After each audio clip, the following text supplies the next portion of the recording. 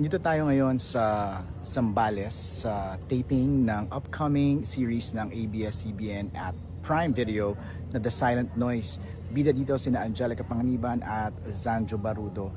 Pinatour natin sina Angge at Zanjo dito sa kanilang hot set. At ano ba yung mga hamon na kinakaharap nila lalo na kapag medyo matitindi yung mga eksenang kanilang kinukunan.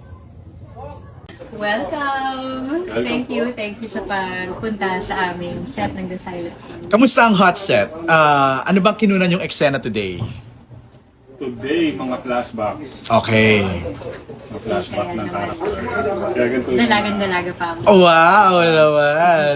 So yung kinunan nyo kanina is just very light, it's flashback. Pero ang tanong ko is, paano nyo minamanage pag medyo mabibigat ang mga eksena? I heard kahapon daw medyo intense ang scenes ninyo.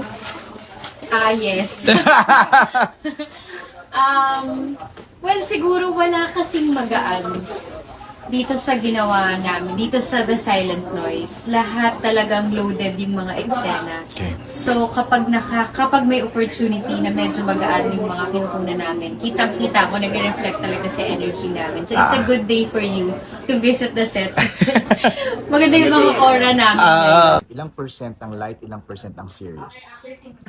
90% ang serious, 10% ang light because the show started with the death of a character. At doon nagsimula ang kwento. So there's no way for any of the characters to actually have a happy moment. We've seen a lot of whodunits, diba? Yes, this is a whodunit, but it's a very unexpected whodunit. It's very intriguing, even for us who's already read the script and we know the story. It's very intriguing, and that's one of the reasons why I accepted the job.